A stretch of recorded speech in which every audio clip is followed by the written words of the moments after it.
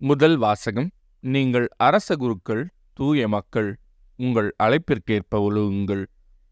திருத்தூதர் பேதுரு எழுதிய முதல் திருமுகத்திலிருந்து வாசகம். அதிகாரம் 2, இறைவசனங்கள் 2 முதல் 5 முடிய மற்றும் 9 முதல் 12 முடிய.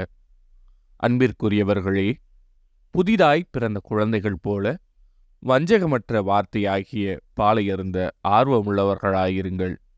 இதை அருந்துவதால் நீங்கள் மீட்பில் வளர்வீர்கள். உயிருள்ள கல்லாகி அவரை அணுகுங்கள். மனிதரால் உதறித் தள்ளப்பட்டதாயினும் கடவுளால் தெரிந்து கொள்ளப்பட்ட உயர் மதிப்புள்ள கல் அதுவே. நீங்களும் உயிருள்ள கல்லாயிருந்து ஆவிக்குரிய இல்லமாக கட்டியெழுப்பப்படுவீர்களாக. இயேசு கிறிஸ்துவின் வழியாய் கடவுளுக்கு உகந்த ஆவிக்குரிய பழிகளை படைக்கும் தூய குருக்களின் கூட்டமாகவும் இருப்பீர்களாக. ஆனால் நீங்கள் தேர்ந்து கொள்ளப்பட்ட வழிமரபினர், அரச குருக்களின் கூட்டத்தினர், தூய மக்களினத்தினர், அவரது உரிமை சொத்தான மக்கள். எனவே உங்களை இருளினின்று தமது வியத்தகு ஒளிக்கு அழைத்துள்ளவரின் மேன்மைமிக்க செயல்களை அறிவிப்பது உங்கள் பணி. முன்பு நீங்கள் ஒரு மக்களினமாய் இருக்கவில்லை, இப்பொழுது கடவுளுடைய மக்களாக இருக்கிறீர்கள். முன்பு இரக்கம் பெறாதவர்களாயிருந்தீர்கள், இப்பொழுதோ இரக்கம் பெற்றுள்ளீர்கள்.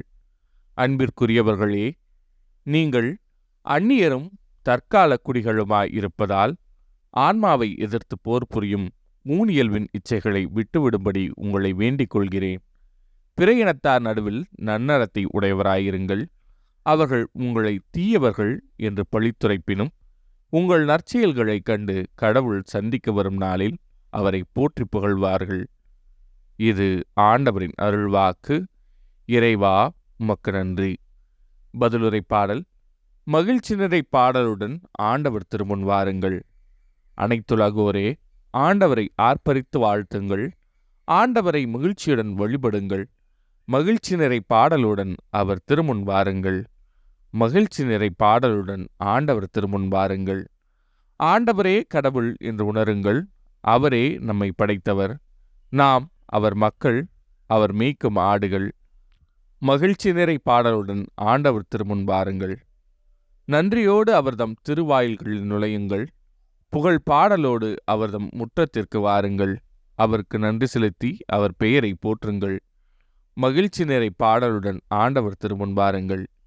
ஏனெனில் ஆண்டவர் நல்லவர், என்றும் உள்ளது அவர்தம் பேரன்பு. தலைமுறை தோறும் அவர் நம்பத்தக்கவர்.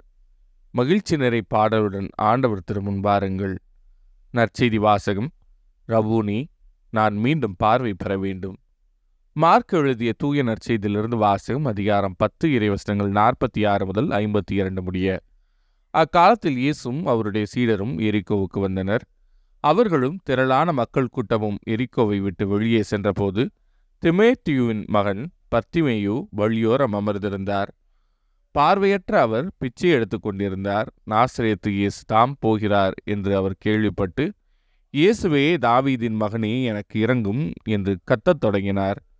பேசாதிருக்குமாறு பலர் அவரை அதட்டினர். ஆனால் அவர், தாவீதின் மகனே, எனக்கு இரங்கும் என்று இன்னும் உரக்க கத்தினார். இயேசு நின்று, அவரை கூப்பிடுங்கள் என்று கூறினார். அவர்கள் பார்வையற்ற அவரை கூப்பிட்டு, துணிவுடன் எழுந்து வாரும், இயேசு உம்மை கூப்பிடுகிறார் என்றார்கள். அவரும் தம் மேலுடை எறிந்துவிட்டு குதித்தெழுந்து இயேசுவிடம் வந்தார். இயேசு அவரை பார்த்து, உமக்கு நான் என்ன செய்ய வேண்டும் என விரும்புகிறீர் என்று கேட்டார். பார்வையற்றவர் அவரிடம், ரபூனி, நான் மீண்டும் பார்வை பெற வேண்டும். இயேசு அவரிடம், நீர் போகலாம், உமது நம்பிக்கை உம்மை நலமாக்கிற்று என்றார். உடனே அவர் மீண்டும் பார்வை பெற்று அவரை பின்பற்றி அவருடன் வழி நடந்தார். இது ஆண்டவரின் அருள்வாக்கு. கிறிஸ்துவே, உமக்கு புகழ்.